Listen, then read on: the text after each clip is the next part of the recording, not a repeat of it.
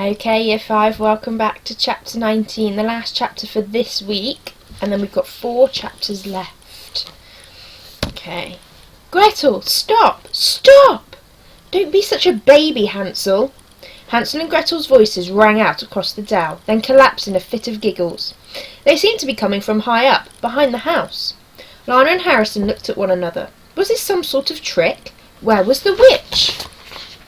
Look, whispered Lana. A narrow gangway led from beside the stream all the way up to the front of the house. Harrison gave her hand a comforting squeeze, and together they made their way through the ferns towards it. Faster, Hansel, faster! I can't, my legs are hurting.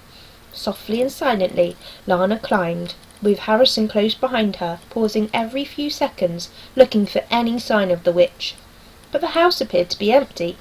They could see now that the decking around the house was crowded with plant pots. Lana turned and nodded at Harrison, and the two of them noiselessly mounted the last few steps. No sooner had they done so than they heard more laughter, coming from somewhere behind the house. Gretel, watch! I can't, I've got my eyes closed. As fast as they could, Lana and Harrison made a crouched run to the porch of the cabin, then ran along its front wall, ducking beneath an open window in case the witch was inside. Then they raced along the side wall to the back of the house and peered into the garden. It was magical. There were planters overflowing with sweet-smelling rosemary and lavender, neat rows of mouth-watering lettuce, and bright green vines dripping with cherry tomatoes and broad beans.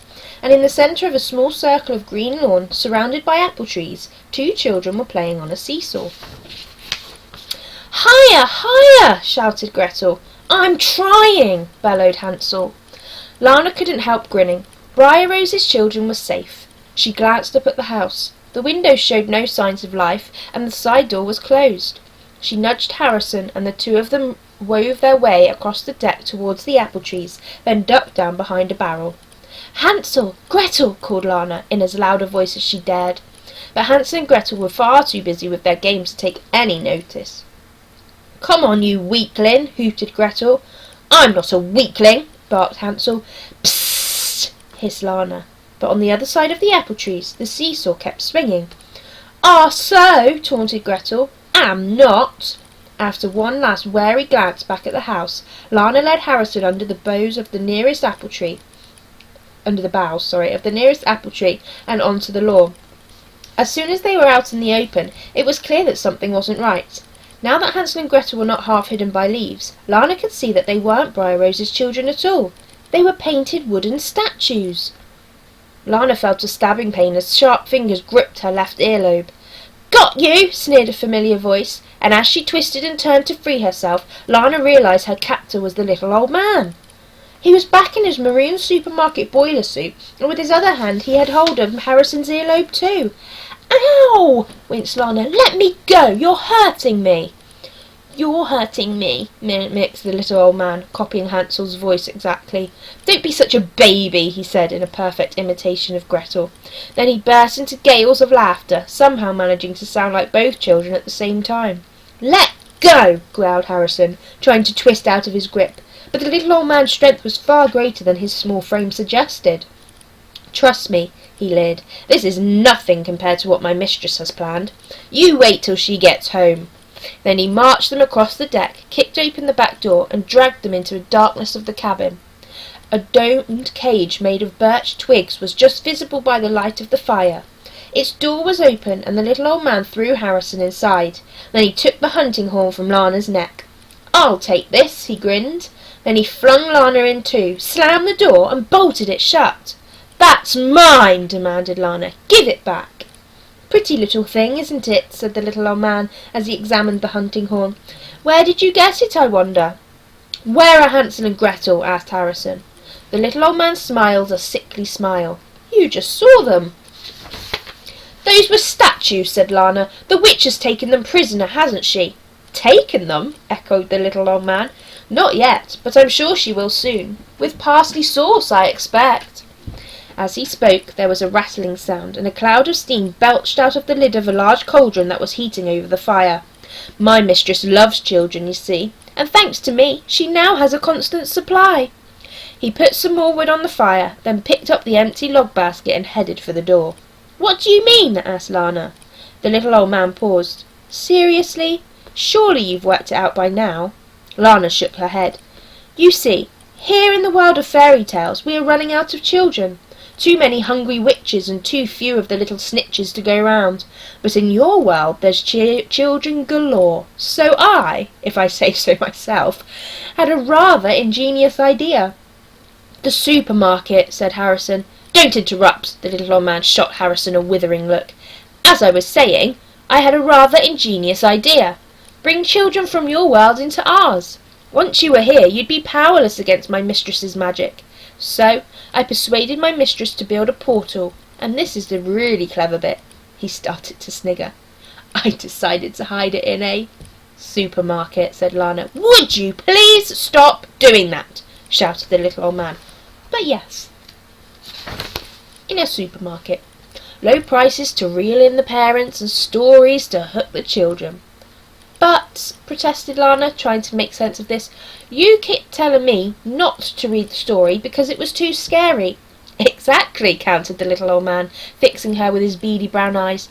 "How else do you get silly children to do what you want?" "But wait," interrupted Harrison. "Why take us to all those other bits of the story? Why not bring us straight here?" The little old man grinned. "Why do you think?" Harrison shrugged. "To make you brave. If you'd come straight here, you'd have been terrified. And my mistress would hate that. She says it affects the taste." "You're lying," said Lana. "And your supper," gloated the little old man. "First, she'll turn you both into wood like she did Hansel and Gretel. Best way to keep you fresh, she says. Then, when she's good and ready, she'll boil you in that pot and eat you." Then he left, closing the door behind him. "Quick!" hissed Lana, rattling the door of the cage. "We've got to get out of here." But the door wouldn't budge. "See if you can reach the bolt," urged Harrison, but Lana could only get the tips of her fingers through the gaps between the bars of the cage. "It's too narrow." "What are we going to do?" he gulped. "We have to stay calm.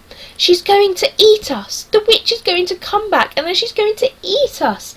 "Harrison!" Lana gripped her brother by the shoulders. He stared at her with eyes like saucers. "Remember our mission. We're here to save Hansel and Gretel. Somehow we've got to get out of this cage." "How are we going to do that?" asked Harrison, a note of despair in his voice. Everything he'd studied hadn't prepared him for this particular problem. Lana's mind was blank.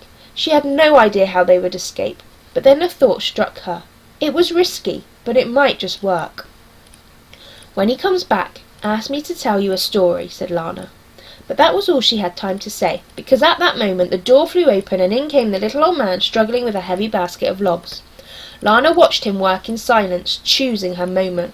Her heart was racing, but she was determined not to show it. "I have to admit," said Lana, doing her best to sound as casual as possible, "the supermarket, the pick and mix, hooking us in with fairy tales, it really was very clever." The little old man gave her a suspicious glance, then threw a couple more logs on the fire. "The witch is going to be so pleased with you." There was a pause, while the little old man prodded the flames with a poker. "When is she coming back?" "Never you mind." "Lana," Harrison pleaded, "please will you tell me a story, to take my mind off the witch?" "Oh, very well," said Lana, pretending to be cross. "Just a quick one." "Can it be a fairy tale?" The little old man pricked up his ears. "Of course," replied Lana. "Now, let me think."